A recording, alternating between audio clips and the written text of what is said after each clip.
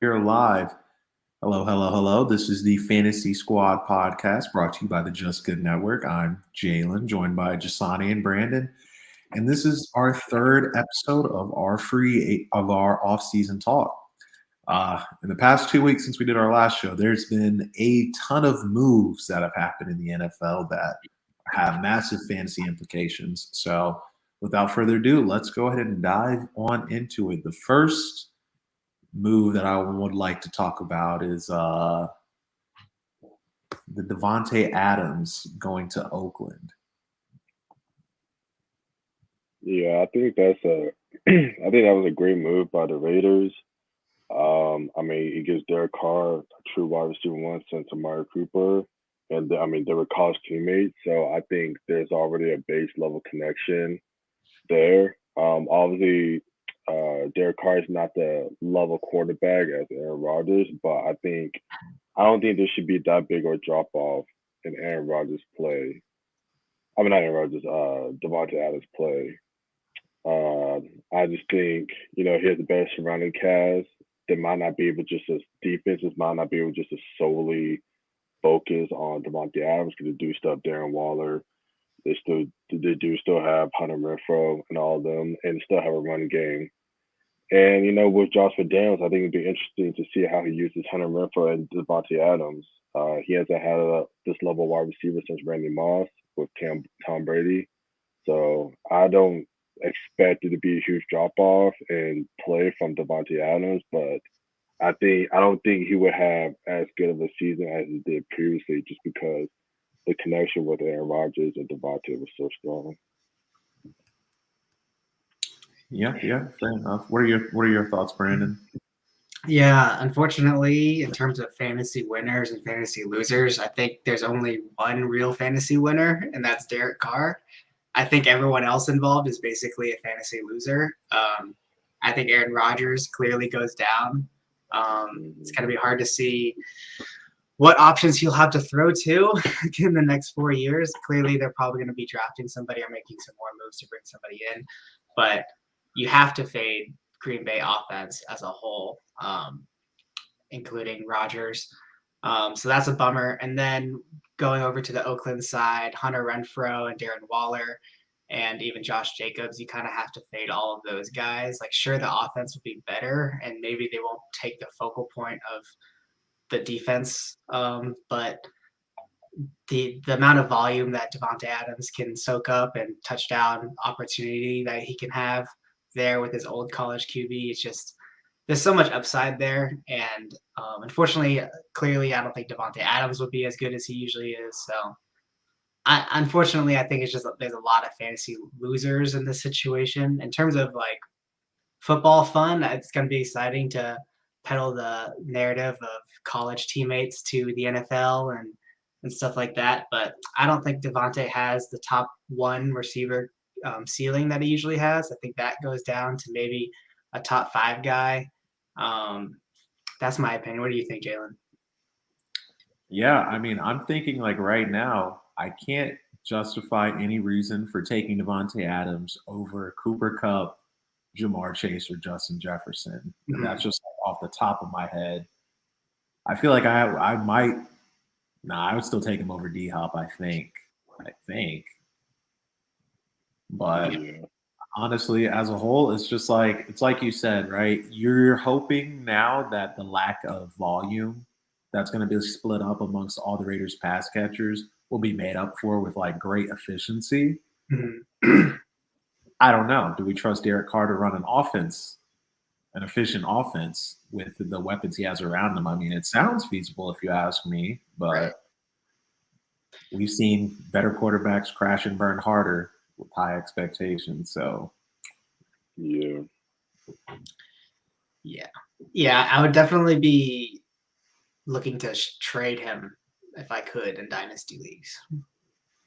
I think I'd be looking to unload him off of just like the hype of him going back to his college teammate. At least you have some selling points, and kind of pretend that he still has this wide receiver one type caliber. I would try and sell high on him right now if I could. makes sense. Makes sense. I think I would agree with that. So Hmm. then Okay, and so we're all in agreement on that. The next big move that we need to discuss is Tyreek coming to the Dolphins. This one happened today. Uh, just give me some early winners and losers in your mind, starting with you, Jasani. Who's an immediate winner or loser to you? I mean, I think we just have to assume that Tua's play has to be better. There's no more excuses for Tua. They shored up the offensive line. They gave him a bona fide wide receiver one. Even I think Jalen Waddle was already a pretty good wide receiver. But now he has two. He has his college teammate, and now he has a guy that's just as fast as Waddle. So I think the expectations for Tua is going to be through the roof. The winners, I mean, obviously the winners is going to be Tua. I think the losers might be, honestly, I think the loser might be just Tyreek. I think Tua and Waddle have a very strong connection, and they played together all last year. I think it would just be a tall ask just to expect that the Patrick Mahomes to Tyreek connection just off rip like that. Yeah. I think he's gonna go towards his safety blanket and Jalen Waddle. I mean, he's played with him for 3 years, and it was kind of another year in the pros. I don't think Jalen's Waddle production will necessarily uh go down in a way. I mean, obviously like the receptions and catches, but I think his points should kind of mirror to what it is because I'm expecting the offense just to be better as a whole. Waddle would be the wide receiver too, essentially, so he wouldn't get the main coverage that he might have seen last year. That's all going to be rolled to Tyreek now. But Tyreek, I mean, he's not playing with Patrick Mahomes anymore. Like that's a pretty big drop off from Patrick Mahomes to Tua. I mean, he got his money. That's good for him. But fantasy wise, I'm a little worried about Tyreek. He's 28. So it's just I'm just a little worried about just a whole new environment with him now. There's no Andy Reid, there's no Benjamin with the play calling. So it's like, I don't know how this new head coach is gonna be able to scheme Tyreek. So it just all depends now. Yeah, that's fair. That's fair. What do you think, Brandon?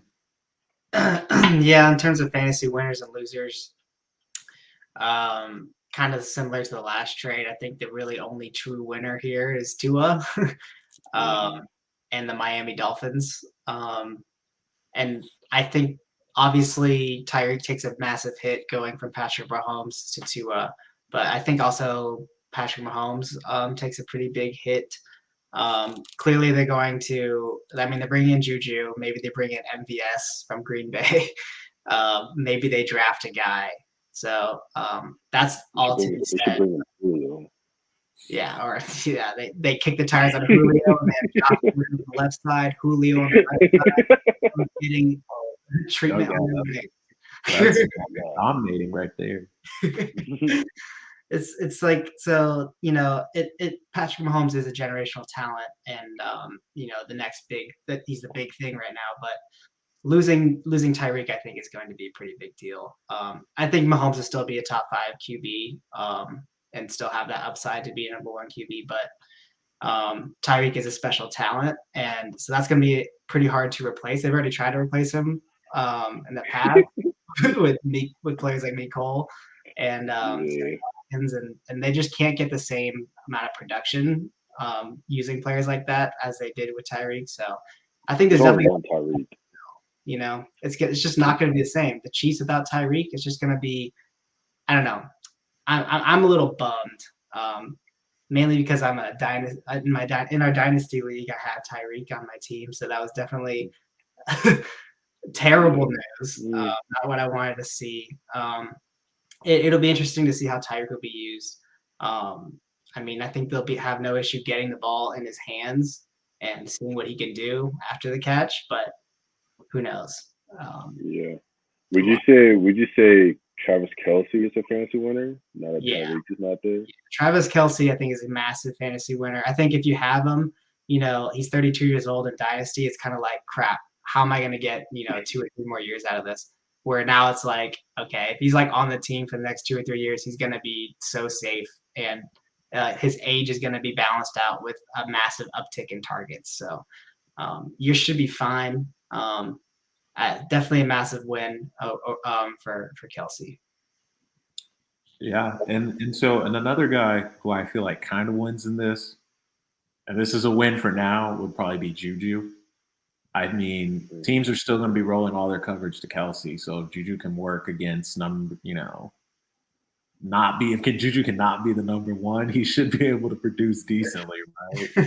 Yeah. I I mean, mean, let's not pretend that he's been playing with noodle arm Big Ben for the past couple of years. Yeah, Big Ben's So like let's we got to give him the excuse that his quarterback might have been one of the worst in the league.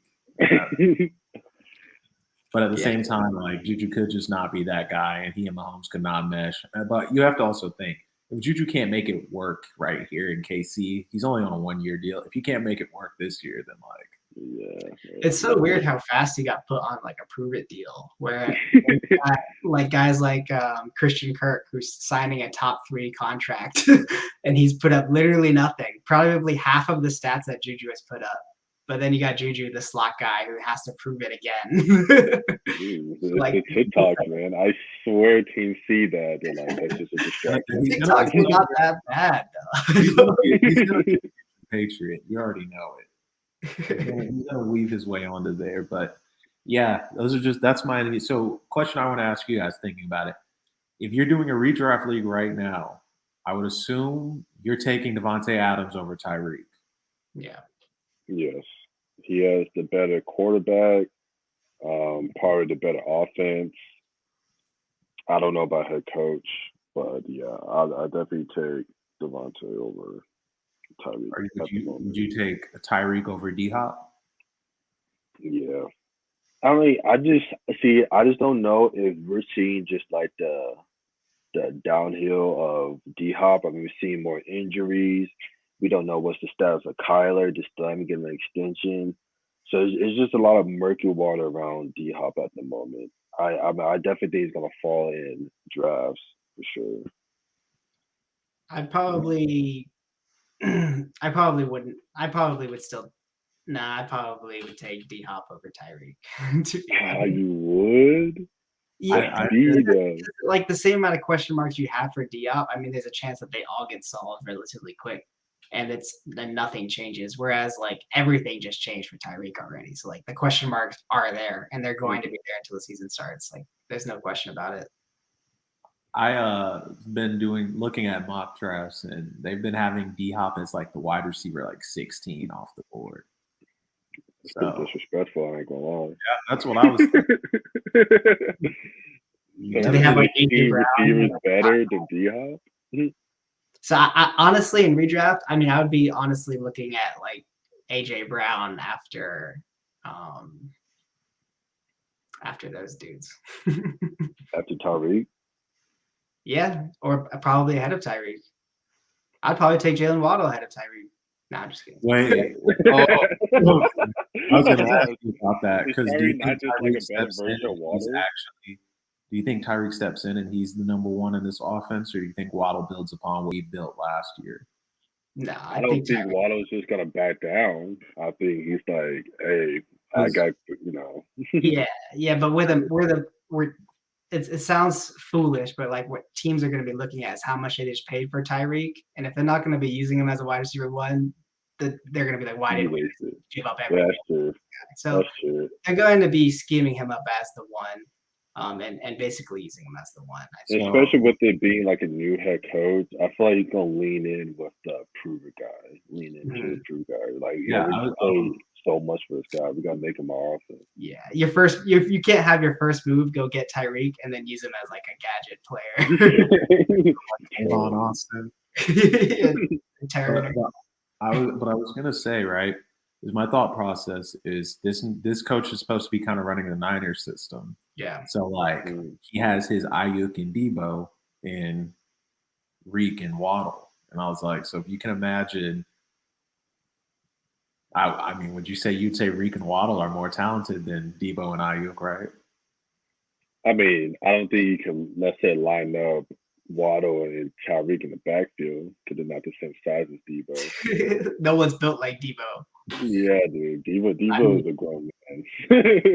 But like, he still produced as a wide receiver, and so did Ayuk. I mean, You think they got their running back, Debo. They got Raheem. Oh, No, they yeah. got Chase Edmonds. Raheem. They'll have Raheem. Wait, the Dolphins got Raheem Yeah. Mhm. and they signed Chase Edmonds. Mhm. Why did they sign somebody running back? Because Miles Gaskins was not getting He saw Miles Gaskin, yeah, and he's like, "How are we going to get a running game with this?" first.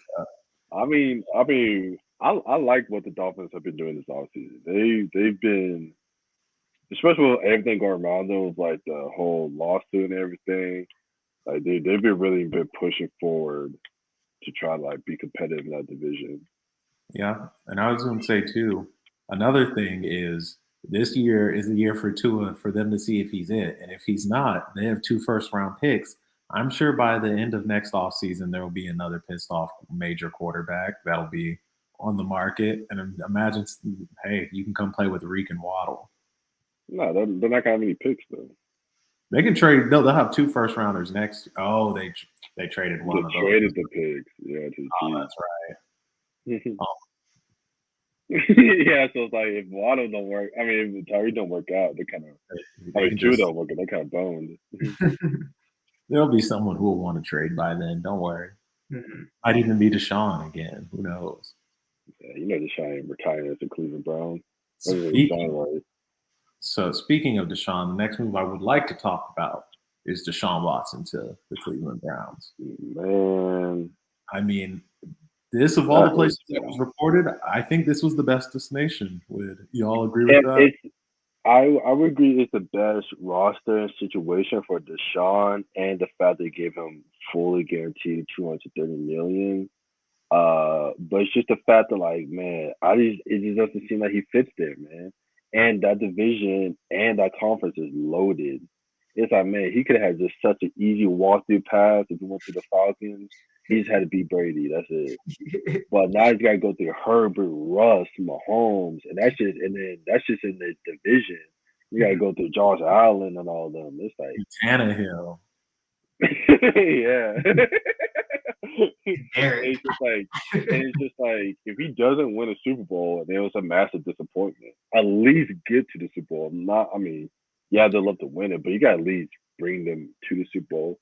Just making it to the playoffs not good enough because Baker got them to the playoffs. Baker got them almost to the AFC Championship, correct? Yeah, that he lost to Chad Henne to Chiefs. Yeah. But yeah, so I mean, it hurts as a Falcons fan because I really thought we might have a chance to get him. But at the same time, I mean, it's not like acting like he's a good dude. So it is what it is. But pure fantasy wise, I mean, people have been waiting for this for a while. He's been on the show for a year. He has to be fully healthy. I definitely think he should step in and, you know, he might not be like off like the first couple of weeks being the Deshaun that we used to know, but by the time mid-season towards later season, he'll get back to it. And I think the Browns will be very competitive in that division. Yeah. Unless he gets suspended for the year. Then, Yeah. Yeah. I was going to say, who moved up in your dynasty QB tier more from their move, Russ to Denver or Deshaun to Cleveland? I would have to say Russ just because he'll be playing more games. like he won't be suspended.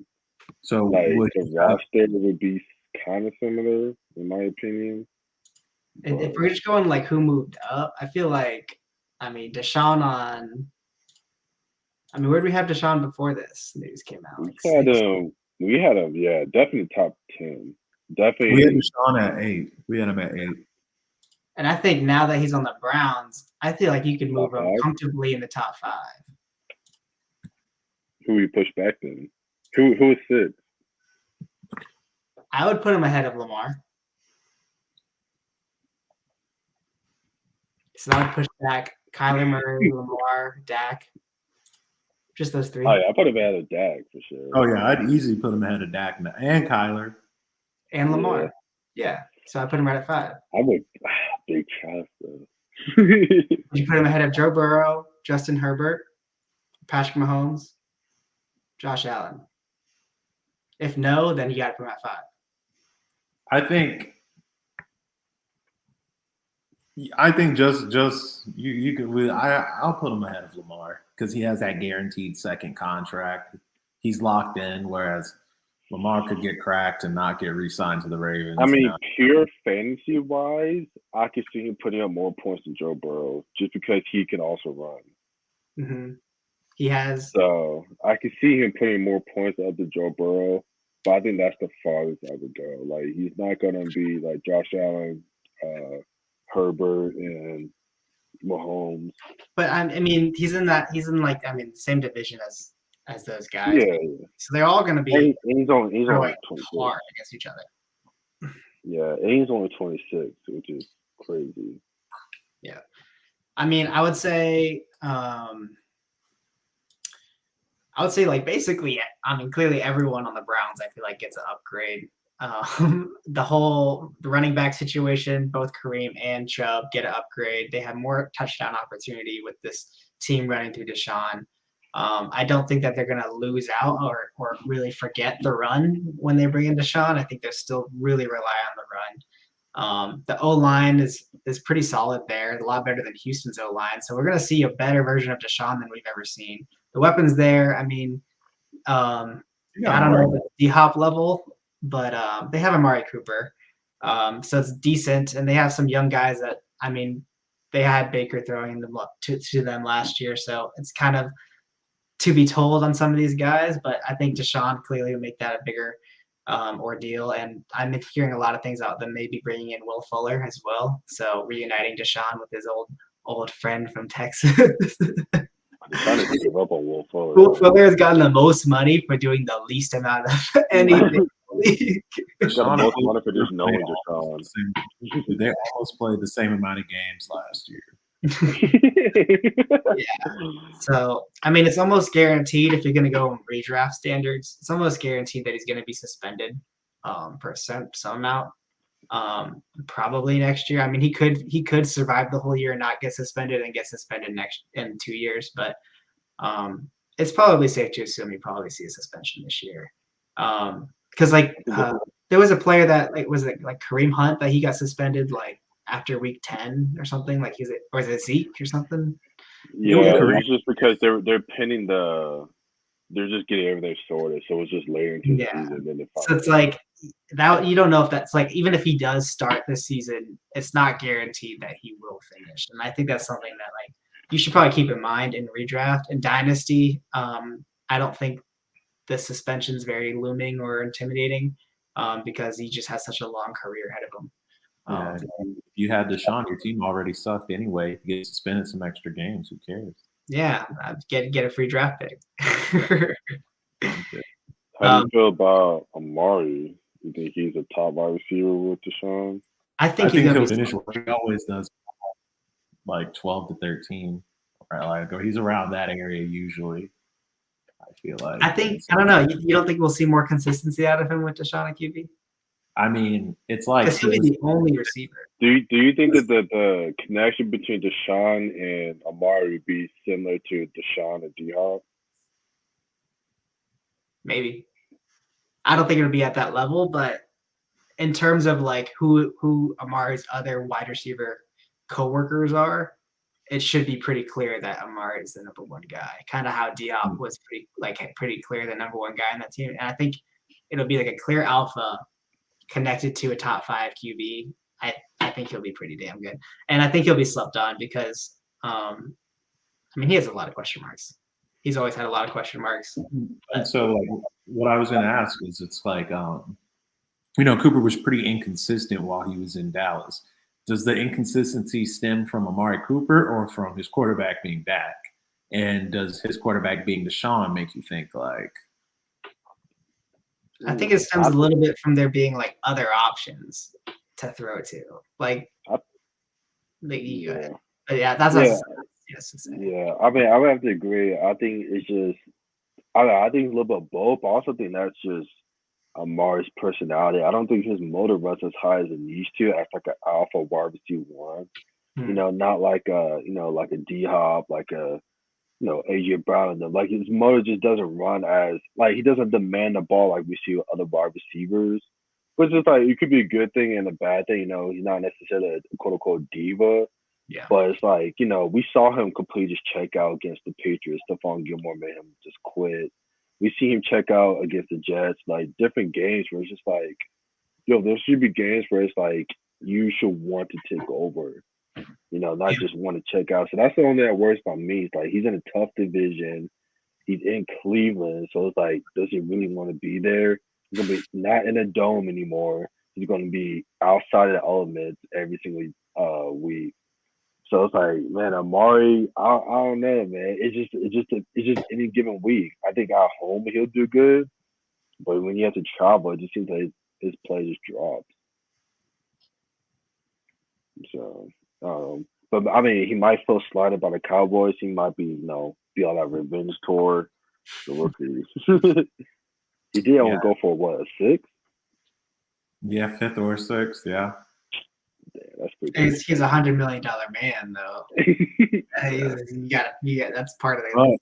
When you look at it now, it's like compared to what Christian Kirk got, they're stealing Amari Cooper. Yeah, it was a great deal compared to what apparently the market is for Christian Kirk. Right. It's like, man, I understand why the Jags did it because the Jacksonville, but it's like, geez, they just completely reset the market. I know. I really don't understand why they did it. Because, like, I get you have a bad team tax, sure. But why are you getting a bad player? Yeah, I mean, I understand overpaying for a player. I don't understand overpaying for Christian Kirk. Yeah. Like, if they would have done that for, like, Amari, for say, it's like, it is what it is. Like, to get that kind of guy, you have to overpay. But Christian Kirk, it's like, man, the odds of him repaying that money is slim. Like, Trevor has to be a god.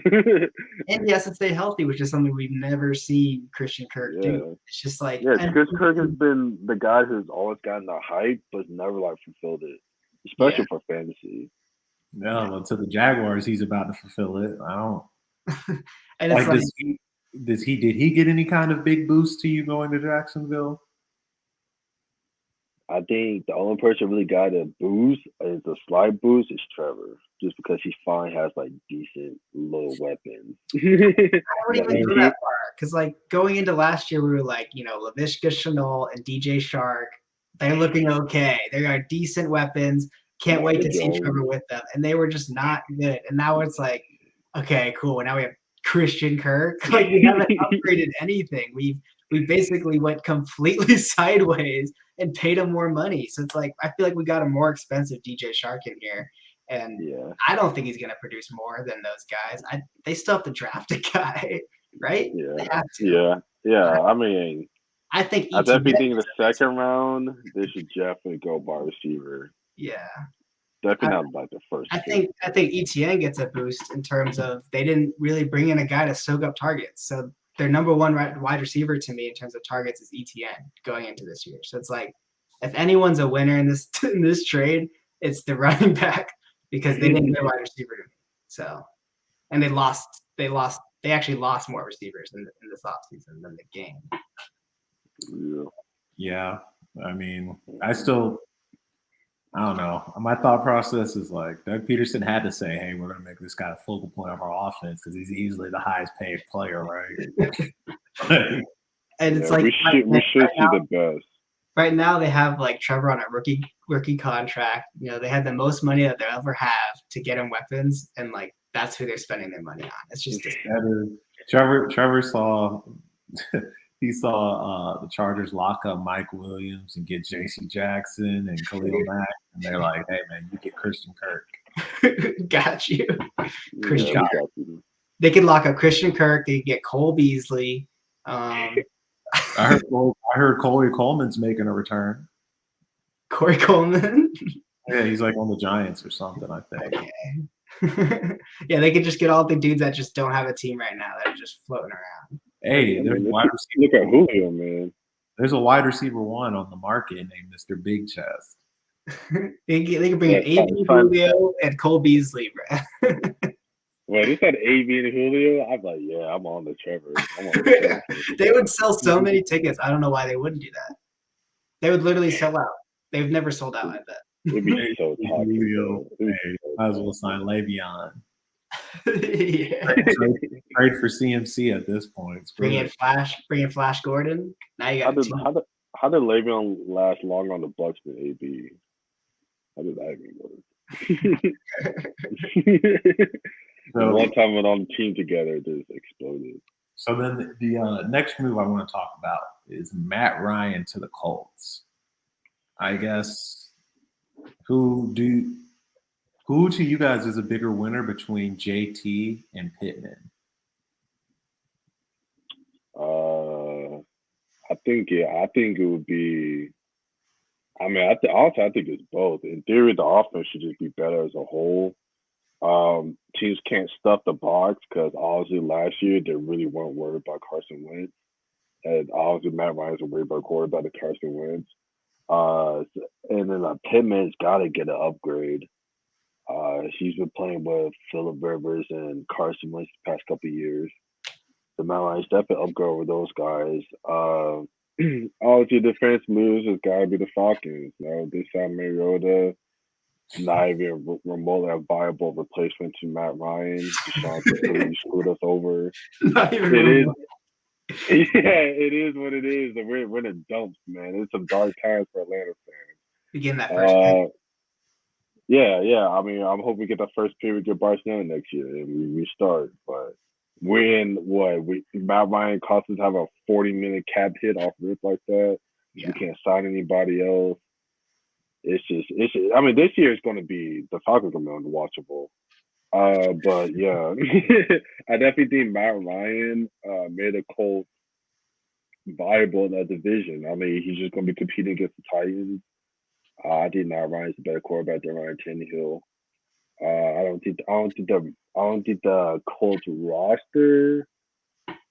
Nah, it's about to sell the Titans, man. Man. This man just would have had y'all last year if it wasn't Carson Wentz or 2 back-to-back picks. Nah, man. Yeah, I mean, I definitely think the Colts are. I don't think they're viable in the AFC, but I think they're viable in the division. Like, I think if they make it to playoffs, they might be win one game. I don't think they're Super Bowl contender though. Yeah, I think same with Jasani. Hard to disagree with that. I think Pittman definitely got the bigger upgrade over JT, just because JT kind of. I feel like it'd be hard for JT to kind of top what he did last year unless he does actually do like 32 touchdowns. Which, I mean, you could assume there's a more efficient offense, but I don't know. I feel like JT is kind of at maximum value. It's hard to see him going up from here just from Matt Ryan coming into town. That's just my opinion. But I think Michael Pittman clearly has a lot more up to go. And bringing in Matt Ryan, who has no issue peppering one guy with targets, I think Michael Pittman is definitely going to see a massive improvement. He doesn't have to have Carson Wentz playing hero ball and anymore and throwing duck balls.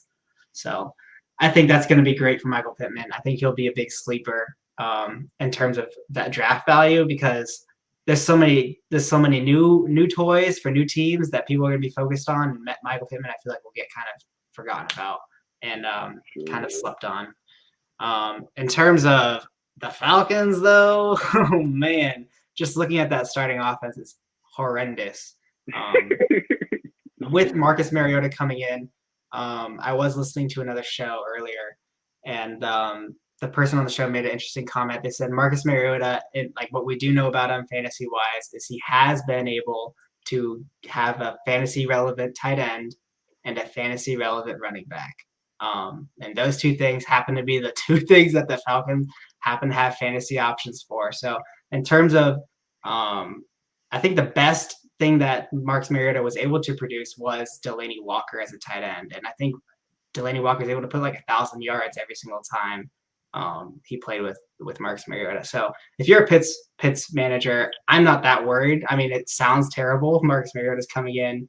I think he'll get a lot of targets, clearly. And I think Marcus Mariota can keep a tight end alive. I think even when we saw him play his one game with the Raiders, I think Darren Waller had like 20 targets. So I think you're going to be safe. Yeah. So I think as a Pitts, if you're a Pitts guy, I think you're pretty safe there. And I think he has no issue. I think I'm not Delaney Walker. Who is your else running back? Mike Davis and Cordero. Before Derek. DeMarcus. No. DeMarco Murray. DeMarco Murray, yeah. He was pretty fantasy viable with him there. So he got a bunch of targets. So there's a little bit of light there for those two guys specifically. That's really the only light I could really bring you for the Falcons. I think you guys will have a top 3 pick going into next year, though. Yeah. But I would not be like taking this opportunity and selling Pitts off for what I could get.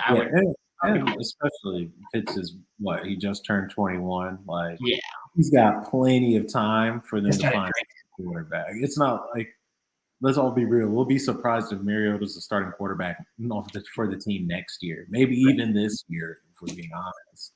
Right. Yeah, I mean, if Baker gets cut, like, I'm going to be surprised if Atlanta tries to make a push. Need to. Better. Yeah. Okay, and so then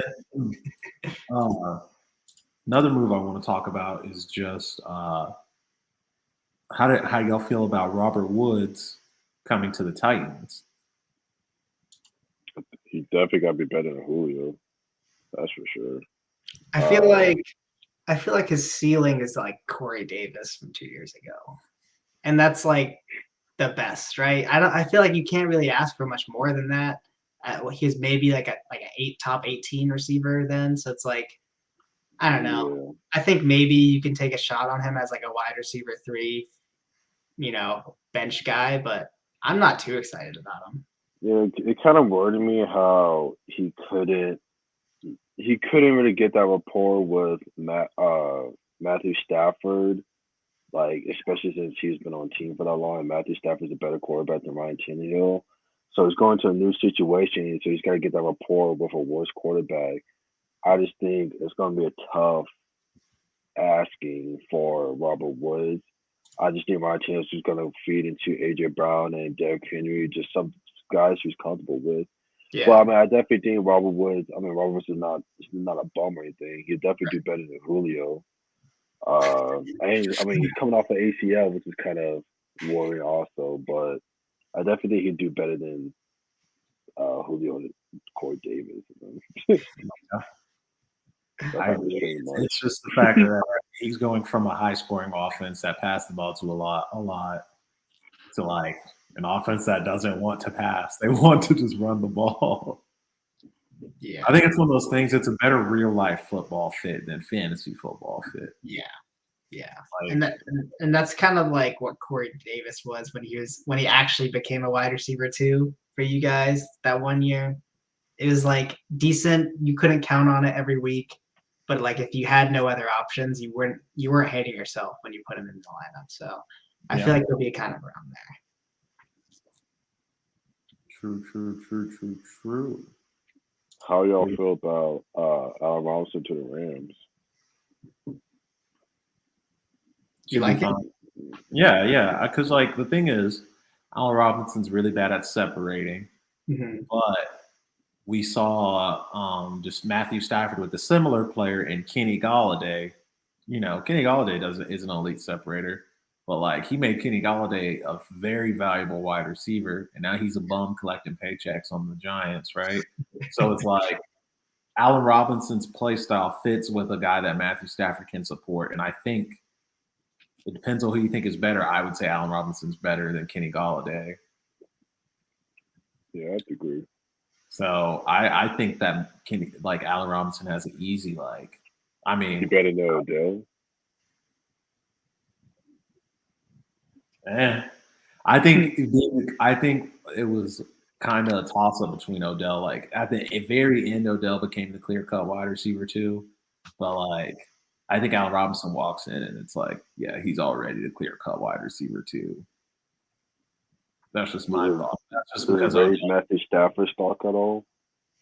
Or are we seeing like what Matthew Stafford is at this point? I mean, Matthew Stafford, I think it raises his stock just because because like we saw sometimes Van Jefferson and Skoronowicz would come in and they kind of troll a little bit. So Yeah, I think it definitely solidifies his spot at least. It doesn't hurt. It doesn't really improve him.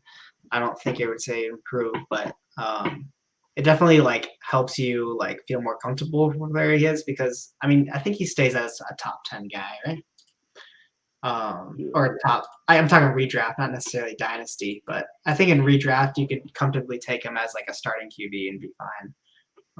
And I think Allen Robinson, in terms of his use, he may not see the volume that he typically has been promised whenever you take him in past fantasy drafts. That's kind of like his thing was he was the alpha male on a bad team. Now he probably has a good chance to score touchdowns and be a red zone threat. So I don't know. I probably won't be taking a shot on Allen Robinson just because it's just too many mouths to feed over there, and I don't really know how to gauge where he should go in drafts. Would you guys be like okay with taking Allen Robinson as like a wide receiver 3 or flex guy, or what do you guys think? Where do you guys see him at? Probably wide receiver 3 with wide receiver 2 upside. Yeah. Because there's a scenario where, like you said, he just is constantly left one-on-one with like the worst DB, and scores a lot of touchdowns. And like if he does that, he could easily, I think, give you like wide receiver like 10 to like 12 kind of value. But like that's pretty high value. Okay. That's the absolute ceiling. Yeah. Interesting. Because I'm like Cooper Kupp is still there. Cooper Carr's gonna, Matthew Stafford's gonna make sure he gets his touches. And essentially, their run game should be better. But we'll see. Yeah, I just don't know if by adding a guy like Allen Robinson, if they're going to try to run as much, or if they're just going to pass. Like we just threw all this money at Stafford to bring him in weapons. Screw these running backs. I'm kind of off of all the running backs, I think, because I don't like Cam Akers. Is he the clear-cut one? I don't know, man. It seems like they can kind of plug and play any running back there, and it works out pretty fine. Because I saw in the playoffs, he got almost all the touches, but he didn't do anything with them. Right. Yeah, I just think it'd be kind of hard. They won a Super Bowl by passing. They got to the point to the Super Bowl by passing. I just think it'd be hard for them to just be like, all right, now we're going to be a run-first team with Matthew Stafford, Cooper Kupp, and Allen Robinson. Yeah. I think Sean McVay's gonna want to throw. Yeah, and Sean McVay's smart enough clearly to figure that shit out. So I think they'll be a pretty dynamic offense, and they'll probably be pretty scary this next year. They're Super Bowl champs. Come on. Yeah. So it'd be interesting. We could talk about the guys that stayed. Like we could talk about Jameis Winston staying with the Saints and the implications there. Like, what do you guys think of Michael Thomas? We haven't talked about this man in like a full calendar year. So, do you guys even consider him to be a wide receiver 2 still? Dude, I've been just like using Fantasy Pros. They have him as their wide receiver 39. Let me tell you, if Michael Thomas is there when I'm looking at guys like Christian Kirk. like Ayuk is usually like wide receiver like 33 or something like that, I think. And I'm just like, 30. Are there really 30 plus wide receivers you would take over Michael Thomas? Not there. It's just more of like, does he like the Saints? Is he still gonna be here? There's no Sean Payton, there's no Drew Brees. I like Jameis, but he's also not Drew Brees caliber. And Michael Thomas has been at like odds with the Saints for like a year now. So it's just like it's just hard into it. It's definitely a big risk.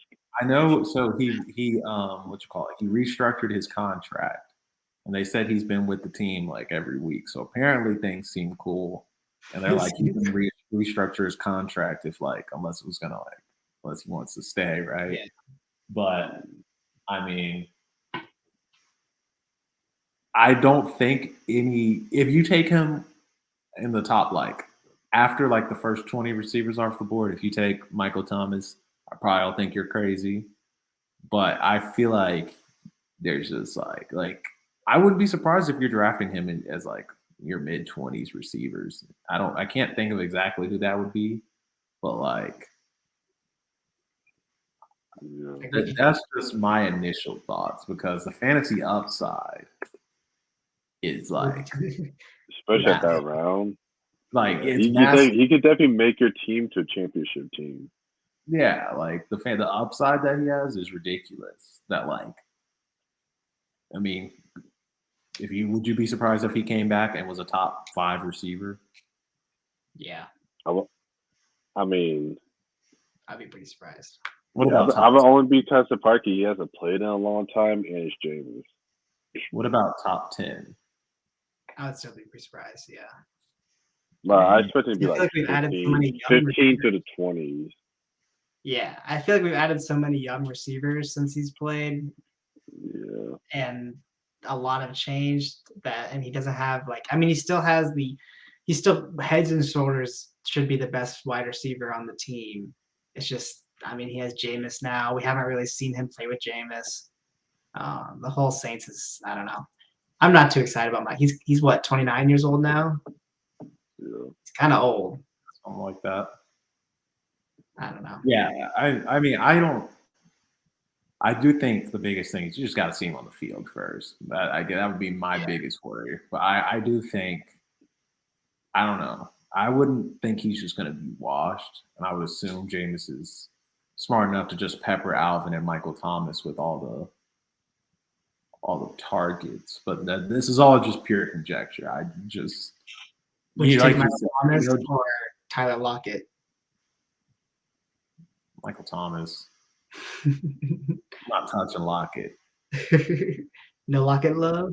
Would you take Michael Thomas or any off? Where would you put him in terms of the Denver wide receivers? Okay. Oh, the Denver wide receivers? All three of them. All three of them plus Michael Thomas, rank them. Would you put Michael Thomas in front of all of them? I'll probably go Michael Thomas, Judy, and Cortland. I think I probably would take a shot on Judy before I take a shot on Michael Thomas. Looking at it now, they have Fantasy Pros has Michael Thomas as the wide receiver 12. Oh, they have him really high. So they have him above DK, Keenan Allen, T. Higgins, and Waddle. I'd never take Mike Thomas over T. Higgins. Wait, they have him over DK. I would take DK over Michael Thomas. I would take Keenan over Michael Thomas. I would take DK over Michael Thomas. Yeah. I'd take Jalen Waddle, Deontay Johnson. I would take that whole tier 3 ahead of Michael Thomas. And then going down to tier 4, I would probably still take Amari Cooper over Michael Thomas. I'd probably take Michael Pittman over Michael Thomas. Maybe DJ Moore. Brandon Cooks. DJ Moore, Elijah Moore. I would take Chris Godwin over Michael Thomas. So you've moved. Dynasty, I would. Redraft, I don't know, just because he's coming off an ACL. So based off what you just said, Brandon, you kind of just moved him to like the wide receiver 30th range. Not wide receiver 30th. No. I would keep him in tier 4. So 18 to 26. Like, who would you rather have, Michael Thomas or Scary Terry? Scary Terry, I'm assuming. I'm thinking I'm saying Scary Terry, but a little reluctantly. That's kind of where the line is for me, is maybe around Scary Terry and like Michael Pittman and Amari Cooper. Like those. All I'll say is Scary Terry, Carson Wentz is the best quarterback he's ever played with. Yeah.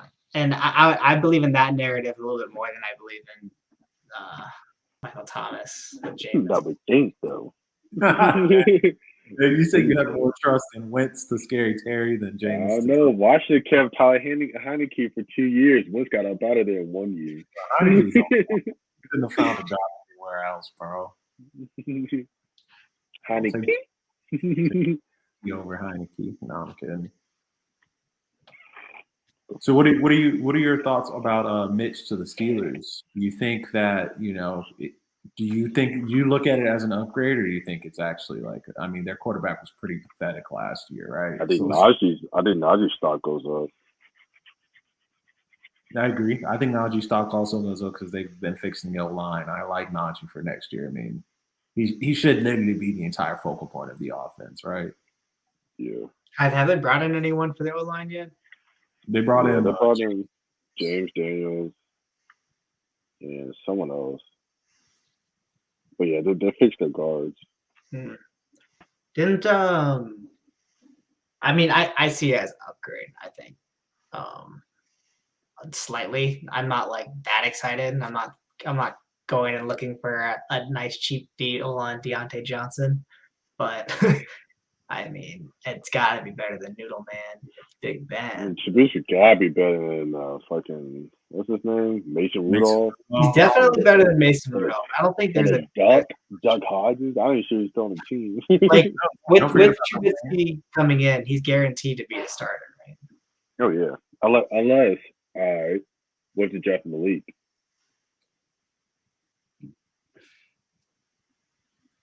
I mean, I have no idea necessarily how to feel about Malik. Like I don't know, man.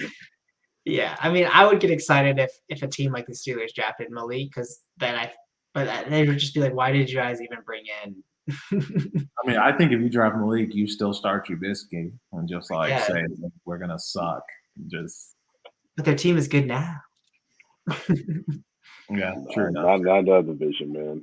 Steelers got the worst team in the division. Yeah.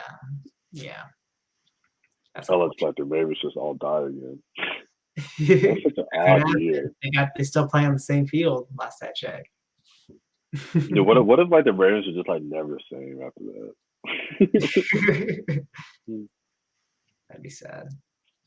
But yeah, so who do you think of Tua now with getting Tyreek and the additions they've made? Do you think he could be like a skip out on quarterbacks, pick up in free agency, or like late round flyer guy for you? Just like, hey, what? I mean, why not take the gamble? I take the gamble of Tua over obviously Tua or Derek Carr. No, I take Derek Carr, but I take Tua over Dak. I think I would give a shout out to Tua. If at this point you ain't drafting, I mean, I don't know. Man, it's Devontae, Darren Waller, Hunter Renfrow. I forgot that they brought in Devontae while I was answering that question. Yeah, I'd probably take Derek Carr over Tua for sure. Yeah, I take Derek Carr over Tua, but we have to look at our QB rankings again because we got to move everything around. I take Tua over Dak. I take Tua over Matt Ryan. I take Tua over Ryan Tannehill. I take Tua over Matt Jones, obviously. I take Tua over a lot of these quarterbacks. I think the amount of Tyreek to short up that whole line raises the stock up a lot. I think Tua forever. I think I think Tua lands comfortably at 15, at QB 15. What's basically, I think that's where he lands. I was talking about that redraft. Not Dynasty is different, honestly, but redraft, I take them over those guys. But I still take redraft. Dynasty, I still take Dak over Tua. Yeah. Would you still take Stafford over Tua? Yeah. Would you still take Rodgers over Tua? This is Dynasty or redraft? Either one. I take Rodgers over Tua in redraft, not Dynasty. Rodgers the MVP, man. He's just a better quarterback. Number one is MVS, maybe. I have a question. So, if let's say respectively the Packers and the Chiefs spend a first round pick on a wide receiver, which wide receiver steps in with more value? Packers. Yeah, Green Bay. Way easier division. And Rodgers knows the pepper. One, right? The Chiefs still have Kelsey. And the Packers have Aaron Jones as their wide receiver one right now. Which Aaron Jones, we are excited for AJ Dillon, and I feel like Aaron Jones is going to be an absolute steal next year because he's going to have his own unique role. He's basically their wide receiver one at the moment. He's Rodgers. He's the best. He's the best pass catcher on the team, Yeah, and Aaron Rodgers definitely would trust Aaron Jones over any of the other guys there. I agree, and then people are going to be so excited about AJ Dillon coming in with his humongous legs that I think people are really going to fade Aaron Jones as a running back. And I think people are going to forget that he's going to be like a sleeper cheat code with the receiving game. So, I mean, I'm going to be looking to steal him in the redrafts. So y'all back up. I'm definitely on both. I think they're gonna rely on the running game heavy. I'm definitely on AJ Dillon and Aaron Jones next year. Yeah. For sure. It'll be a good. I mean, they're the Packers. They're still like heads and shoulders way better than all the other teams in the division. I mean, not in their division. They should stomp. They're still better than Vikings. Yeah. He's part owner of the Vikings, I thought. Oh no, Chicago might be like, I own you now. You my army, bro. Justin Fields would have to turn into Mahomes. He'd have to get that into the league. Yeah. But yeah, I do think whatever, like you said, whichever one goes to Green Bay. My only thing is I could see Aaron being a bit of an asshole and being like, if the rookie messes up one thing, just being like, nah, you're not. You're no Devontae. He's like, oh, really? If it's Rodgers first, if it's the first round pick for Green Bay, you know Rodgers like had his hand in the pot when they decided which receiver to take. So I feel like they finally got the wide receiver once Devontae leaves. Because he's gonna be babying that man. Every mistake he does, he's gonna go give him a pat on the back, tell him it was actually his fault. He's got to throw it to him again right after that because his other option is MVS. Yeah. My thought process is, honestly, whatever wide receivers, if the Chiefs and Packers spend their wide receivers, pick first-round picks on wide receivers, I think those are the first two picks of the rookie mock draft, of your rookie dynasty drafts. I mean, I would also say it kind of depends. Like, if it's Jameson Williams versus Olave, like if Olave goes to the Chiefs and Jameson Williams goes to the Packers, I'm gonna shade more to Olave just because Olave didn't tear his ACL in January, So it just depends on who they get. But I mean, I assume they get one of the stud wide receivers. So yeah, I'm gonna go with Packers. What if Green Bay took like Jameson and the Chiefs took George Pickens? Oh, I'm on Jameson. I don't know about George Pickens. He's time to get suspended for a year, man. Because I've been hearing that he might sneak into the first round, early second round, and I'm hearing that Jameson Williams is like a lock to fall to the second round now because of the ACL stuff. He said he's ahead of schedule though. Yeah, I I wouldn't believe it until I saw Cam Akers come back within a year from Achilles. I'm like, this medical team is crazy. If you want to have the NFL guy. So, I wouldn't believe. Cooper Kupp came back faster, so I don't see why Jameson Williams wouldn't be able to make a speed recovery. Is there a landing spot for like Breece Hall, or Kenneth Walker to land at that you would be more excited to get them over a first-round Chiefs receiver or a first-round Green Bay receiver? Like, is there any team that those two guys could go to that you'd be like, I need those guys over this first-round Chiefs receiver or over this first round? I was thinking like the teams I had been thinking was Miami, but they brought in like 3 guys. I thought Tampa Bay, if they didn't bring back Leonard, would have been a really good landing spot for somebody. Bills?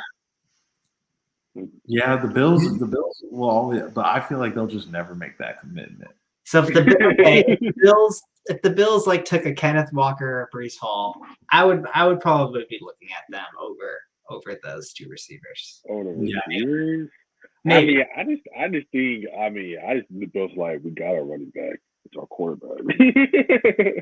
No, but they need a running back. Because like so here's my initial thoughts with it, right? It's like the Chiefs and Packers probably aren't going to be getting the better of the wide receivers. They'll still be getting like some of the top receivers, but not the best receivers, right?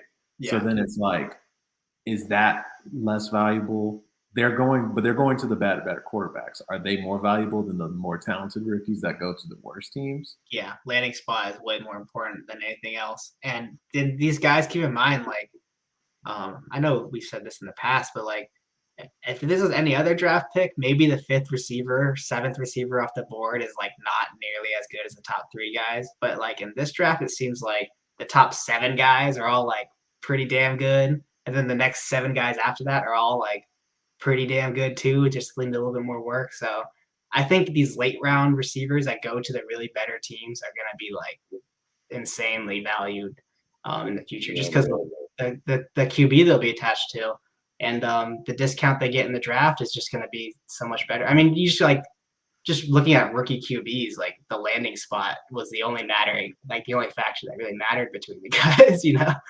They basically went in order of when they were drafted. That's how they went in reverse order of how they ended the year. Yeah. It's like Davis Mills. I mean, only exception was Trey Lance, but that's because he got hurt. Yeah, and he was never going to play. I mean, that's how it works with like Najee. I mean, with like the running backs. I mean, Najee was like picked 20th to the Steelers, but we knew that Najee would get the full workload. Mm-hmm. So like, yeah, he's the number one pick versus Pittman that went in the top 5. I didn't know that the Dolphins only had. Wait, what pick did the Chiefs get out of that pick? Because I'm seeing like 20. 29. Yeah, the Dolphins had the Niners first round pick. They got the Niners. Oh, okay, that makes sense. I was like, I swear the Dolphins weren't that good to have pick 29. Yeah, it's the Niners first round pick. Who did trade to the Niners for the first round? How did they get? Oh, that was they traded for the Niners to get Trey Lance. That's right. Because then they traded their first round pick to move up and take Waddle. Dang, man. I feel like the Chiefs got lowballed, man, for Tyreek. Only picked 29. You can't get any of those top receivers, man. Unless you package that to move up, which they might do. But they'll be able to get it. There's not going to be 7 receivers taken before top 29. I mean, they get. I mean, I think for sure Olave would be gone. They get Jameson. Yeah, and they basically have back-to-back picks, so they could essentially lock up 2 top 7 receivers in this draft. I think they need to go receiver and defense, man. They can't. Their defense has been what's been letting them down past years. I could see Packers going wide receiver with both of their picks. Yeah, I mean, you paid Aaron Rodgers that much money, you might as well give him. Yes, Aaron Rodgers must make them pay for their sins even more. When you think about it, you get 2 wide receivers, and you're just like, look, while they're on their rookie deals, Aaron, you're making all the money, and then you're out right when these dudes want their money. And then you trade them for first round picks. Dude, I think that might be the thing that we see. It's just going to be like trading wide receivers to like, because I mean, look at how many receivers are in every draft now. Yeah, I've been hearing that like wide receivers, like what Devontae, Tyreek have done, they might set the market to where like wide receivers start get like quarterback money. Because like, what would Jamar and Justin Jefferson command? They're on command the bag.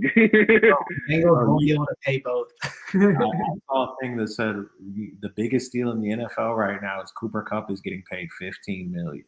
Exactly, and like. If you're the Rams, like just out of respect, you got to rip up that contract and give him a new one. They're gonna pay Allen Robinson before they do that. They're gonna bring in some other washed receiver. Odell to come back. Yeah, they're gonna pay Odell before they do that. I mean, if I was Cooper Kupp, I'd be like, I ain't paying next year to give me a new contract. I was a triple crown, bro. I won the Super Bowl for you guys. Yeah, like we were literally gonna lose unless if I wasn't there, we were gonna lose. 100%. They would not have 100%. Because like I think that's gonna be like are we just gonna see like when a wide receiver gets to when they want that really big money, teams are just gonna be like. Because it feels like wide receiver, you can find a stud wide receiver almost every draft, right? Yes, you can, but there's very few wide receivers that are like at the top of the top. You can find a guy, but it's hard for you to find like a Jamar Justin Jefferson, Cooper Cup, Devontae, those kind of guys. Those guys, like, you know, But look at how many of the guys you just named. How many of them were first round picks though? yeah. I don't think only Jamar and Justin Jefferson were first round picks. I mean, it's just so weird. I mean, because like I think a lot of teams saw what like the Patriots and Bill Belichick did. Like, hey, they won with like Wes Walker and Julian Edelman, 7th-round pick guys. Like, he can do it, we can do it. It's like, well, you don't have Tom Brady, so you need that guy. I mean, these guys are getting crazy money. Like Tyreek is what, like 28, 29? He's Like, he's 29. kind of like, yeah, he's kind of like an older wide receiver. It's not like he's 25. He got the big bag. So, And I saw something said that Tyreek's numbers have like gone down every year for like the last 4 seasons or something. And I was I like, saw that too. is he going to go to Miami and just collect his retirement checks and ride jet skis? Yeah, it's kind of like, man, I saw something that's like there's a reason why the Chiefs didn't want to pay him the kind of money he was asking for, because like they see what he's able to do, game in and practice and stuff like that. But it's like, you're the Dolphins, you gotta plunge. Especially, it's like you gotta see what Tua's made of. If Tua doesn't get it done with these guys, you gotta look for another quarterback. It is what it is. It's cool how they've been able to switch so many things around. The Yeah. Dolphins. I feel like they've really made a lot of big money moves, and there'll be a whole new team next year. And if Tua can't do it, yeah, you're right, he's done. I think. Are you, as a Patriots fan, you worried about the Dolphins? Huh? As a Patriots fan, are you worried about the Dolphins? No. This is the Dolphins. Hey, wait, y'all got swept by them last year. yeah, it's sweep us. Yeah, I mean the Patriots can lose to the Dolphins any time of year. It doesn't matter what team we got, what team they got. We can always lose to the Dolphins. But yeah, I mean all this offseason moves that the Dolphins have been making, it's making me kind of frustrated with the Patriots and the fact that they've done literally nothing. Yeah, they lay fat on their hands. They basically, if anything, they gave away players. They spent so much money last offseason that we have nothing to spend this offseason. So it's like, great, but like, who did we bring in last offseason that was like really fucking worth the money? Bourne and Hunter Henry. Yeah, Bourne. No one on offense. No one on offense was worth the money that we spent. It's just. I think Nessa Aguilar is going to be the same as like Christian Kirk. I mean, I think it's going to be the same disappointment. Be like, yeah, we're overpaid for this guy. Yeah, I don't know why we paid Nelson Aguilar so much money, or the other receiver we got from the 49ers so much money. I think in this day and age, if you're not making progressive moves, you're falling behind. The teams are just being like so proactive. So if you're just sitting there and not doing anything, I think the Chiefs got worse. I think the Patriots got worse. Falcons obviously got worse. So like, if you're just sitting there not doing anything, you got worse, because teams are just making proactive moves, especially in the AFC. Yeah, Titans got better though. How so? We went from Julio to Robert Woods. We got Austin Hooper. We didn't lose any. We lost Janoris. Yeah, we all knew Janoris would get cooked the moment y'all signed. I wonder what the Titans' game plan will be this year. Will it be handed to Derek? Or throw it to Derek? Maybe. Will AJ Brown be healthy finally? Who?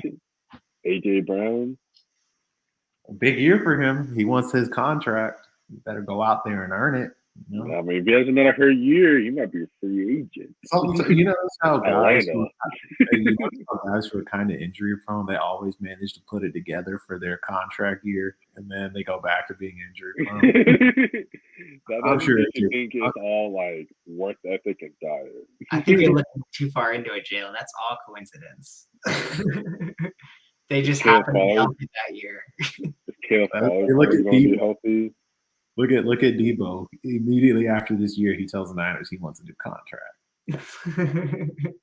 He deserves it, though. The 1 year that he's healthy. Yeah, 1 year he was carrying that team.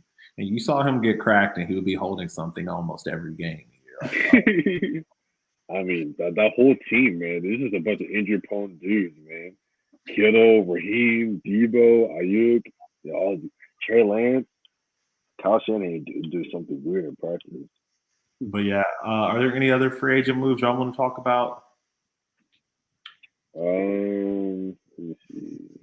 I have the Leonard Fournette. I had to pay for ESPN Plus to look at these free agency moves, man. Crazy. I was gonna say Leonard Fournette staying with the Buccaneers in that division. I think he'll be again the biggest draft value. Assuming he doesn't get taken like as a top 12 running back, I think he will be a top 12 running back. His division opponents are going to be Marcus Mariota, Jameis Winston, and Sam Darnold. And I don't think Tom Brady's really going to stress his arm out too much trying to beat those QBs out. I think Leonard Fournette will be used heavily during the season. The only caveat is since that team seems to be locked in for the playoffs, if there is any sort of reason to rest anybody on that team, they should have no issue resting them, right? So if Leonard Fournette has to miss 2 to 3 games, they might sit him for 4 games because they're going to want him for the playoffs. So that is the only caveat there, but I think he will be massive on that team. I mean, yeah, I think like you said top 12 running back. I think like it's easy. It'll be easy for him to finish in like the 10 to 12 range, and like I won't be surprised if he finishes higher. Yeah, I agree, and he probably won't get taken to like the 4th round. And so another player I would say in the same vein is James Conner, but maybe more people are on to James Conner. Yeah, but he'll be a later round sleeper. Yeah, I mean, I'm pretty. If you decide to, for whatever reason, I think if you don't get a running back in your first 2 rounds, you're trolling. But if you decide to wait, I think James Conner is definitely a viable option. I think that Conner's definitely trust him. The only thing you gotta worry about is his health. No Chase Edmonds there, so he's gonna be playing like the full amount of snaps and stuff like that. So he may not be healthy, but I mean when he was healthy, he put up numbers for the Cardinals. Yeah. So I definitely think he has RB2 upside. The only reason why I say he's RB2 upside is just because of his health. I think if he was fully healthy all the time, he would have RB1 upside, but I just don't expect him to play a full 17-game season. The Cardinals are another team that if they did draft one of those top 2 running backs, I might be looking at them over even after they paid James Conner? Yeah, even after they paid James Conner. Because I think they're not going to use James Conner as their workhorse running back. I think if they brought in another guy, I think they're at least going to be looking to bring in at least one other guy if they don't draft somebody. Yeah. Speaking of running backs, how y'all feel about the Seahawks bringing back Rashad Penny, the fantasy god at the end? That shot. He'll get his touches because they're not going to be. I don't know what they're doing, bro. The Seahawks are so funny, bro. They're really gonna feed into that. We want to be a run heavy team next year, and it's gonna be sad. Bro, they're really trolling the fans to be like, we believe in Drew Lock. Like Drew Lock is our guy. It's like, bro, I don't know, like y'all think like everybody's just a dumbass. Like I don't understand like why anybody would believe that. yeah, you think we're children? We all know Drew Lock is not your guy. So you don't believe in Russell Wilson. You think we believe in Drew Lock? Shut up. Get out of here with that. Oh, I'm dumb. But yeah, those are the biggest things that I can think of. Yeah.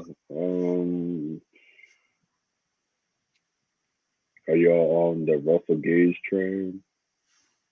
A lot of people love him, which is surprising. I feel like nobody gave a damn about him last year, and then now that he's like signed this deal to the Bucks, everyone's like, "Oh, sleeper dub!" Like, "Oh it's my a Brady effect, man." They replaced Antonio Brown with Russell Gage. Good.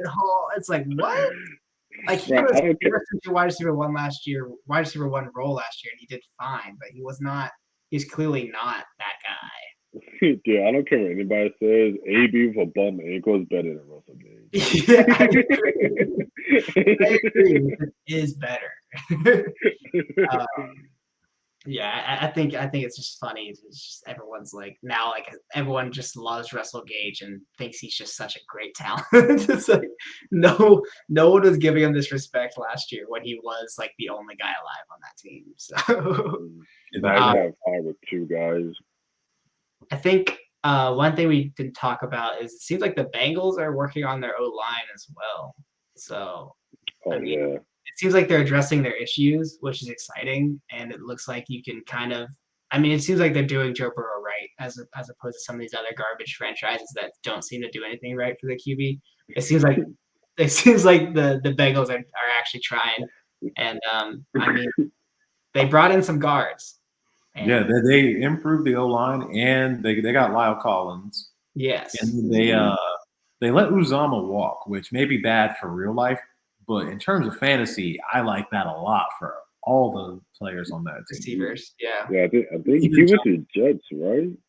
yeah, he went to the Jets. Even And like Joe Mixon, I if like it they for him. yeah, I think so. I think Joe Mixon gets a nice bump up from the O line also.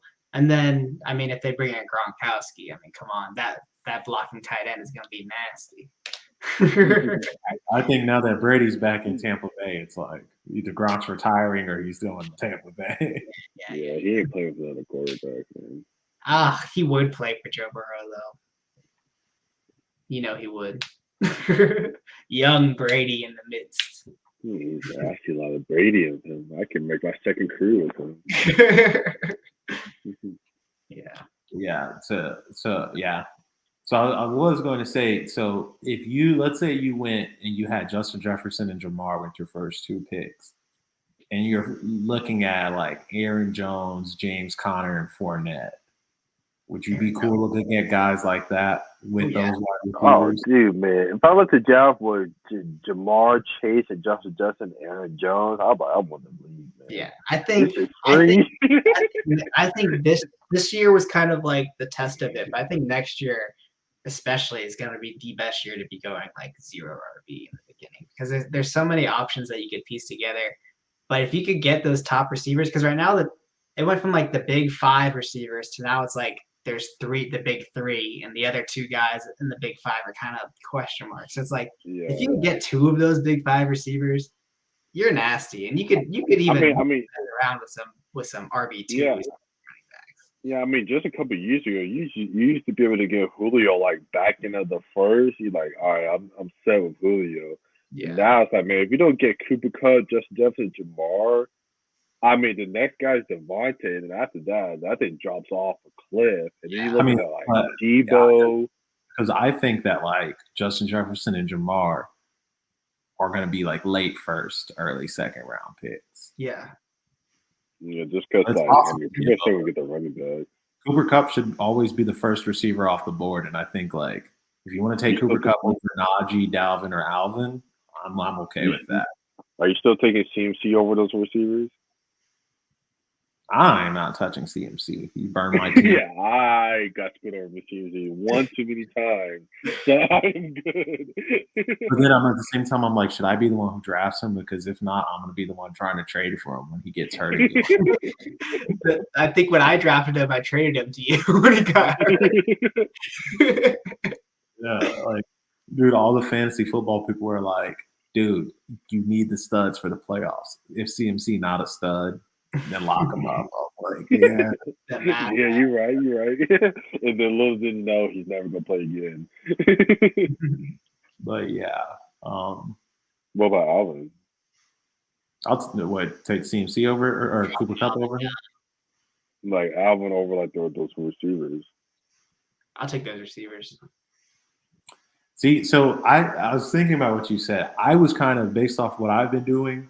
I feel like I've been getting the exact opposite reaction is that like lock up as many running backs as you can early and then just like get wide receivers you trust. Yeah, But I mean that's what I've been doing in the past. I mean I just feel like that was been the standard thinking just because there's very few like top running backs. yeah, but I think there's going to be a lot of guys that like I don't know, like Saquon is probably falling pretty hard. I feel like they're like you're gonna like a guys like Miles Sanders. If you can get Miles Sanders as like your RB like 4, Whereas last year, people were drafting him thinking he was going to be an RB like 2. Yeah. It's like you can wait and get Javante, you can wait and Yeah. get.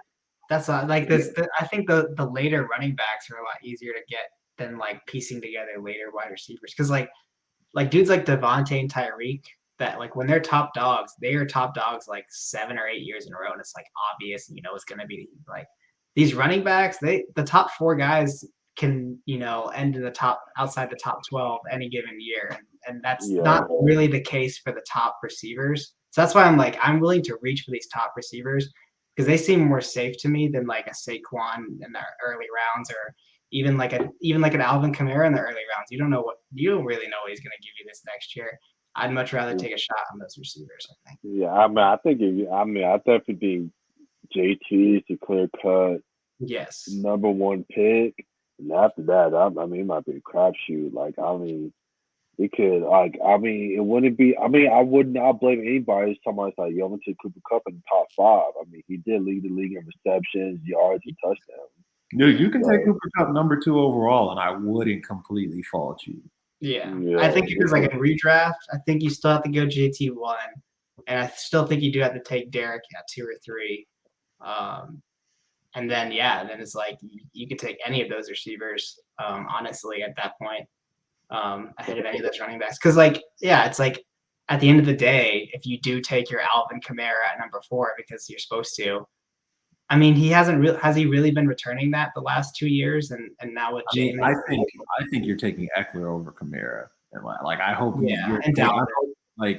if you miss out on the top, you're kind of hoping that people somehow let Eckler slide to you somehow. Yeah, it's like after Devontae, man, you're looking at D-Hop and Mike Evans and them, and I thought that's a pretty decent drop off in production from those guys. Whereas the round if Amari Cooper's your wide receiver 1, you're like, man. I agree. Whereas the round 3 and 4 running backs are all kind of they're all should be pretty serviceable. Yeah, you wouldn't be too mad there. Your RB2, you're like, not terrible. So, what about Zeke and them? Zeke will be. Usually when I've been doing it, Zeke and D-Hop and Aaron Jones are all going in that round, round 3 and 4. If you had 2 solid wide receivers, S to A2 wide receivers, and your RB1 was like we said before, if your RB1 was Aaron Jones and your top 2 dudes was Jamar and Justin Jefferson, you'd be killing it. You'd be so happy. Would you feel any different if it was James Conner or Leonard instead of Aaron Jones? Oh yeah. yeah. One that we said is a big steal. If realistically, it's a higher chance of it being James Conner or. I feel like realistically, your RB1 would be like an Antonio Gibson, and your RB2 would be like a James Conner. And if your wide receiver 1 and 2 was those solid top 3 to 4 guys, I would be so happy with that. I think it'd be impossible for you to get Justin Jefferson and Jamar drafting anyways. But if you somehow do manage that, your running back's gonna be pretty bad. But that would just indicate that everybody else grabbed running backs. So you're looking at Leonard and them. Because I think you can do it with pick. If you had for instance in our league, if you had the 8th pick, you could easily do it because I'd be honest, I'm not going to be surprised if it goes Cooper Kupp with 6 running backs and then Jamar and Justin Jefferson. You could whoever has pick 8 could go Jamar, Justin Jefferson, just be yeah. I would have to agree. There's a lot of interesting running backs that kind of got pushed under the rug, like J.K. Dobbins. He was hurt all last year. Yeah. But he come back healthy. Cam Akers, Javonte. I think more than ever, there's running back play that you can feel comfortable with starting every week out versus a wide receiver. You're like, man, I got Mike Evans going to get Jamar and Cooper Kupp. I have Mike Evans and I have, some other guy that's Allen Robinson. It's I don't know what running backs can drag you out of that.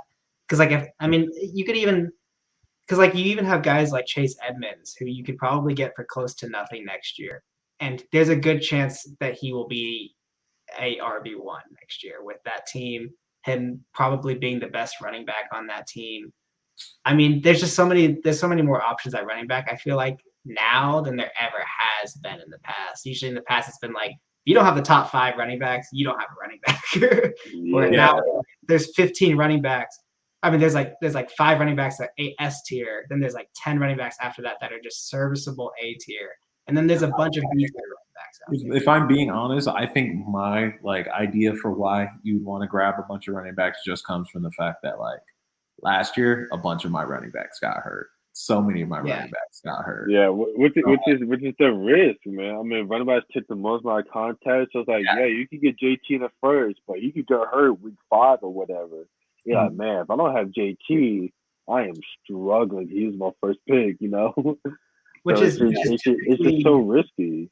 But Yeah, like, that's even, why I think you can load up on a bunch of them. and but like going off of that, like when you load up on a bunch of them, like I don't know, you're really you're really limiting yourself at other positions. Whereas like I would rather, and this is typically what I do in my drafts, is like I agree the running back position is like really hard to hit, and if they get hurt, you're done for. So I like to plan for that worst case scenarios. If both my running backs get hurt, I want to be on a team where they're handcuffed. If they do get hurt, I can also get their handcuff for cheap, because like that's why I always get teams. That's why I always focus on running backs with handcuffs, like Nick Chubb and Kareem Hunt, and running backs like that, because like I like basically expect my running backs to get hurt, and I assume that I'm going to have to use my RB2s as RB1s at one point during the season, and I'd much rather have Kareem Hunt and Nick Chubb as a potential 1 and 2 option than have like a JT and then whoever his backup is. Because like if worst case scenario Nick Chubb gets hurt, you have a Kareem Hunt. Worst case scenario, if JT gets hurt, you lost your season. So like I instead of like locking up like multiple RB1s like the JT and a Saquon and the Alvin, I'd much rather just get like a running back and his handcuff from one team, and then get a bunch of receivers, if that makes sense. I mean, it's like I had Jamal last year, and he was putting up similar points to any of my running backs that scored a bunch of touchdowns. So it's like a very good top wide receiver can make up for poor running back play, but I think it'd be hard for a top running back to make up for poor wide receiver play, just because it's also like you could get 3 wide receivers, you know, easy, but the running backs come pretty few. And it's like, and they get hurt, and it's like teams don't really want to give them the contracts. So like they might not be on the teams that they start off with. It's just a lot more variables because of running backs than wide receivers, in my opinion. But especially for this year, out of all the years, for some reason, I definitely years past, it was like, yo, you gotta get those running backs. It just seems like majority of the teams have their guy at running back, whereas in the past, like we have not really been able to say that. Like when I asked the question before, like what team can a running back be drafted to that you'd be very excited? There's only like 3 or 4 teams that are like really looking for a running back like really hard. And of course, those 3 or 4 teams happen to be the top teams in the league, being the Bills, the Cardinals, and like the Bucks. But those are the teams that like really don't have their guy. All the other guys, like all the other teams, technically have a guy that like could be fantasy valuable, but not every team has a receiver at all. So I don't know. Well, see, and my thought process was, I was thinking we're moving towards like a lot of teams have 1 or 2 guys locked in their backfield, and almost every team is getting to the point to where they're going to have 2 wide receivers. Mm-hmm. That's because like as good as Jamar is, you would say like T. Higgins will probably cut into his value a little bit, and at least you don't really have to do that with. Like, I mean, if this is what being cut into the value looks like, I'm perfectly fine with that then. Like if this is what like looks like with T cut into the value Jamar, I mean Jamar was still like crazy. It's just crazy. So it's just like, yeah. So it's like I'm gonna take that risk, but it's like a running back to me, that's a death sentence, man. for RB1. Yeah, I just Like think that's that the worst thing you want to hear when you have an RB1. Like, yo, we're going to a committee. You're like, yeah, because I God. think there's more offenses that can support 2 wide receivers than 1 running back, if that Yeah, makes and sense. our offenses are going to pass heavy, so it's like you're gonna want the wide receivers versus the running back.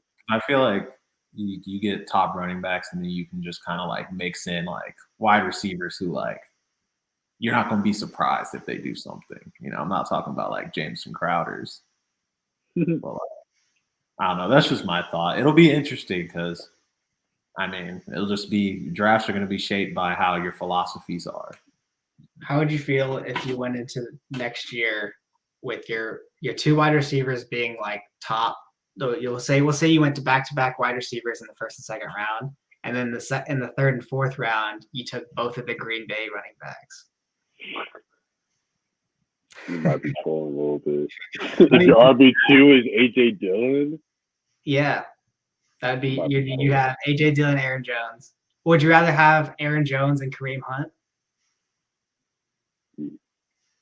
Aaron Jones and Chris, yeah, for sure. Over AJ Dillon and Aaron Jones for sure. Yeah. Yeah. I think if you draft both the Packers wide receiver, running backs, even if you got stud wide receivers, I think you're kind of trolling a little bit. I mean, it's just like bye week But it's injuries. just like taking both the Browns running backs like in the third and fourth round. Yes, but I think the Browns running backs is such a unique situation. It's kind of like they forced that upon us to draft both running backs. There's a point where you had to get 3 of the Browns running backs.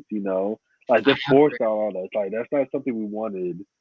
But I don't think any other teams would command that. It's kind of like the Browns, like, yo, this is a committee.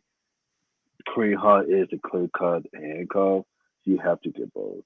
I guess my point is you don't think that Aaron Jones and AJ Dillon have a different enough job for that team that they both can give you RB2 numbers. Yeah, I would have to disagree. I think it's purely whoever is healthy, whoever's the starter is going to get the production. You get these Like, like if Aaron Jones is hurt, then yeah, I'm high on AJ Dillon. If AJ Dillon gets hurt, I'm high on Aaron Jones. I don't think they can support both like a Kareem and Nick Chubb. So I think Kareem has a specific role in the offense. What do you think, Jalen? I mean, I kind of agree with you, Sonny. I have to look at the numbers, but I feel like it's like the Browns are like, yo, we're paying Kareem and Nick Chubb, like those 2 are both the focal point of the offense, whereas focal point of the Packers offense is like Aaron Rodgers, and then like but I'm just like going off of like last year's numbers. We saw AJ Dillon getting at least like 15 touches a game, and like Aaron Jones is getting like 5 to 10 touches a game, but he's also getting like 8 targets a game, 7 to 8 targets a game. Also because he got hurt a little bit. I don't know. I look at AJ Dillon as more of a handcuff and an actual option than Kareem Hunt, whereas I look at Kareem Hunt as like he has more standard value. Yeah. Okay. I was seeing more of like where y'all's heads at AJ Dillon, because I know he's getting massively inflated in like the fantasy market, and last year he kind of like went from basically nothing in the draft to like a sleeper pick to where like he kind of returned on value a little bit, so everyone got excited. So I was just testing. But that was only because Aaron Jones got hurt. I think if Aaron Jones stayed healthy, I don't think he would have returned that value. Yeah, but even with when Aaron Jones came back from his injury, like they never took any touches away from AJ Dillon once he earned it. Like he never, once he started to see 15 carries a game, he always saw like about 15 carries a game. No, that's true. I've been seeing Javonte going early second. Do y'all think that's fair? I would take Javonte ahead of all of those old running back ones that we used to love in the first round. I'd take Javonte ahead of all of them. So I take Alvin. Yeah, over Z. Oh, so you take him first probably round? Not CMC. Would you take him over Najee? I don't know. I would think about it. You would take him over Dallas, I'm guessing. I don't know. I think that area is. I feel like he belongs in that tier with Dalvin, Matt, Najee, and I would no, if CSC belongs in that tier, he's still ahead of those guys. I would take him over all the other young running backs except for obviously like JT and Najee. But like I'd also take him over like J.K. Dobbins, Cam Akers, and all of them. I'm assuming in this situation that Melvin is gone. I would take him over. I think I'd probably take him over Najee. I just think that the Broncos as a whole is just has way better opportunity, way better O line, and the Steelers have who's their quarterback? Trubisky. Which I don't really remember what Trubisky did with the Bears. I don't think it's very fair to judge Trubisky off of what he did at the Bears because that was a terrible team. Playoffs, that's what he did. At one time, but that was just a bad team set around Trubisky, to be honest. So, yeah. I mean, I'm not like totally a Trubisky hater, but I'm not too excited about Najee. I don't think. I mean, I'm just not that excited about Najee's future right now. I mean, yeah, it's like I definitely not Trubisky hater, but I definitely like him more than Marcus Mariota. I think that was a big. I think for the price, I think the Steelers got steal in my opinion. I mean, I even think like if Najee could produce with Big Ben, I still think he'll produce. I'm just not that excited about him, and I don't think I could like increase his value from last year. I can't say that he's going to be better. I think, yeah. See, I opposite. I think everything points to him being better this year. You think they're going to funnel even more to him than they did last year? It's just like it seems like they already did that last year. What more can they give him other than? They're not going to put the game on like they let Big Ben throw the ball a ton because it's Big Ben. But he threw the ball a ton to Najee though. Like Najee was seeing, I feel like he was seeing 10 targets a game from Big Ben. He was early on, and then it kind of dipped down later, but his rushing numbers went up. But I mean, I don't know. I think it's reasonable to expect that Trubisky can add more downfield elements to this offense, and if there's more of a downfield element than what they had last year, which was none, then the run game should open up. Because I mean, Big Ben literally wasn't throwing further than 10 yards.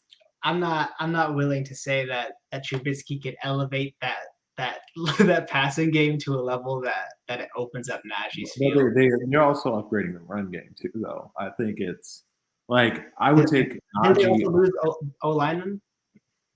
I would take Najee over Dalvin.